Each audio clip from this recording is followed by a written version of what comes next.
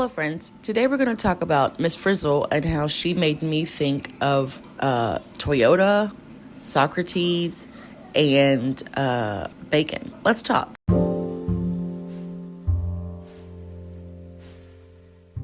Hi, friends. This is Bethany Jennings, and you're listening to We Should Talk. It's a podcast where we talk about anything and everything to encourage, equip, and empower you to be a decent human. Let's talk. Okay, friends, we're back. Let me describe this setting for you. I'm currently sitting here after putting Silas down for a nap, trying to eat some soup for lunch, and I was allowing Onyx, don't pass out, some screen time with Miss Frizzle. So obviously nothing too crazy. But in this episode about desert scarcity, which is not, a real thing, Miss Frizzle is talking to Phoebe, who is arguably the most annoying student in her classroom.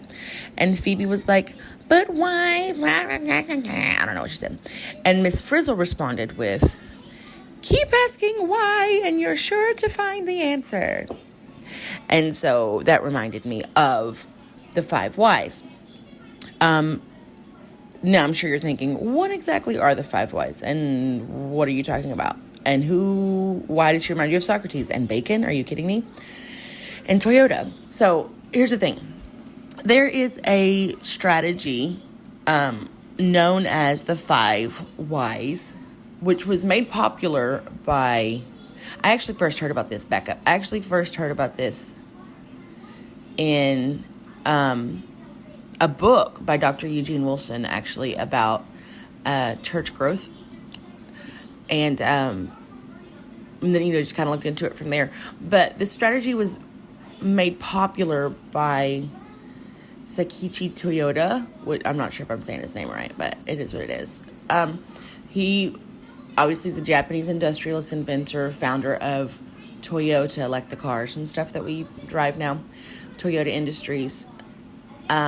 He made this concept, this strategy, popular in the 1930s, and then it eventually became like a core part of like the technique of what we call lean manufacturing and the Toyota production system. So this is, I'm tying in so many things right now. I'm sorry. This is how my brain works. And so that, it became like a main technique for Toyota company in the 1950s, but he started applying it in the 30s. But this dates back way even before him. So really, he applies the 5 whys. What are the 5 whys? So the 5 whys are basically, if you ask why 5 times, you'll get to the real answer that you need.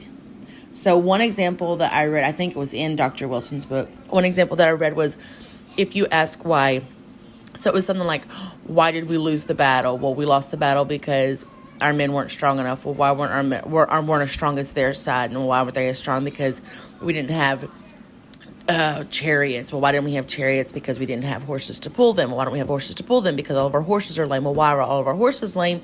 Because they don't have shoes. Well, why don't they have shoes? Because the enemy killed all of our blacksmiths. The issue is we lost this because our blacksmiths were killed.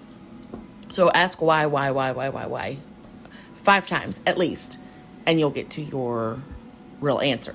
So that's the concept, right? So Toyota knew this, and he started applying it in his technique, but he was not the first one to apply this, obviously. This goes back, way back, as far as Socrates, the philosopher Socrates, BC, 400 BC at least. And it's known as Socratic questioning. So Socrates used this method of persistent questioning to uncover deeper truths or more sourceful truths, if I could say that. And it would challenge the assumptions. And that's kind of where it started, as far as human history goes. And then from there, we fast forward a lot people used that method. Some, not everybody, because apparently not everybody knew Socrates. I don't know what that's about. And so some people still just functioned off of asking why one time, if they asked that, and then a lot of mistakes were made in human history. But somehow we survived. And then you get to like the 1600s, like early 1600s, and then you have another philosopher named Francis Bacon who also used this in what we call the Baconian method. And this method emphasized not just persistent questioning, but systematic observation and then questioning to uncover more causation than just correlation, right? And it, helped him with scientific inquiry. So we have 400 BC, they've used it, and then Francis Bacon uses it in his Baconian method in the early 1600s. And then this starts happening with Socrates Toyota, who is, as I said before, the founder of Toyota Industries that we know now. So they started using that as a cause and effect thinking, which again was brought to popularity again through engineering and through manufacturing. So obviously before Toyota, engineers, scientists, they applied persistent or iterative questioning for problem solving, but not necessarily in the structured way of the 5 whys like Toyota did. So Toyota's contribution in formalizing the 5 whys and applying this questioning, this technique, was really revolutionary in the industrial and business setting because everyone started using it, right? It's now a practical tool for problem solving. This is a go-to for problem solving in manufacturing and even in management in general. So this is not just, well, why are you telling me this? I don't work in Toyota manufacturing. I know this. But Miss Frizzle made me think of this because it is elementary. We can use an elementary application of problem solving in everyday life, and we can use it in crises or in problem solving for big stuff. So church growth specifically is where I was reading with Dr. Wilson in his book is, okay, why aren't we growing? Okay, but why that? But why that? But why that? Right? So you know how we get so annoyed when our toddlers hit the why phase? By the way, Onyx is there. And I really do try to answer all of them thoughtfully, but at some point I get to, well, why do you think? And let him do the thinking for a second because I get tired. Or I say, probably because that's how Jesus wanted it. and then we'll explore that option from there. But they all go through that why phase, and it's because they're exploring, they're learning, they're tiny little scientists. And if we could keep that approach, that would actually be useful into adulthood, into the business world, into church management, into family management, into, why is my kid doing this? Because they're tired. Okay, well, why are they tired? Because they're not sleeping well. Why aren't they sleeping well at night? Because their nap schedule. Well, why is their nap schedule off? Because, and then you find the root cause of the situation. So you can address and this is huge, I say this a lot, but it still needs to be said. That way you're addressing not just the symptom, but the source of the issue. So yeah, that's the 5 whys. Ask why 5 times, and you'll get to the true source of the issue. At least 5 times, and you'll get to the true source of the issue. So hats off to Miss Frizzle for bringing this back to my brain. And I hope that you can apply this. I may have mentioned this in former episodes. I don't know. I talk about it all the time. But see if you can apply it.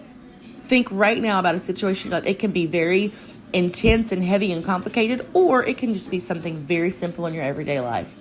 You want to change something. You want to change a habit. Okay, well, why do I need to change this habit?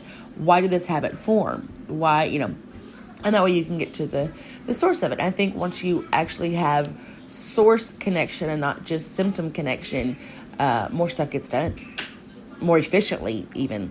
So, all right. Anyways, now you know why Miss Frizzle made me think of Socrates, bacon, and Toyota. And I hope. Oh, hi, Onyx. Something else you mean my tummy like a snack. Like a snack? You want some of Mommy's soup? All right, friends. I'm gonna go because Onyx needs something yummy in his tummy.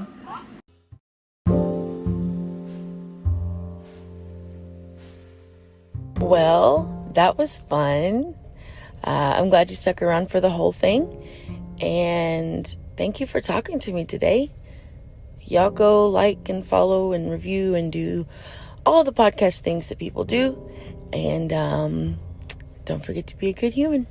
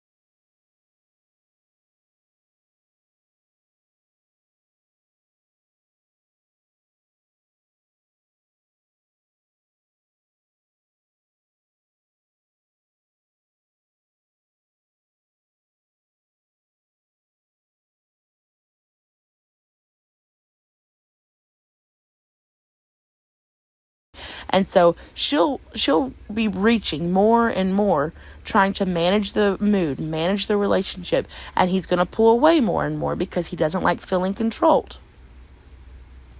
And then we start seeing the cycle. She pursues, he withdraws. She manages, he disassociates. That is the cycle.